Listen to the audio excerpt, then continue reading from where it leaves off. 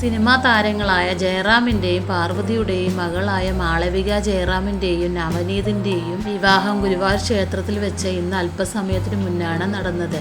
പാലക്കാട് നെന്മാറ സ്വദേശിയായ നവനീത് ഗിരീഷാണ് വരൻ. നവനീത് UK-യിൽ ചാർട്ടേഡ് അക്കൗണ്ടാണ്.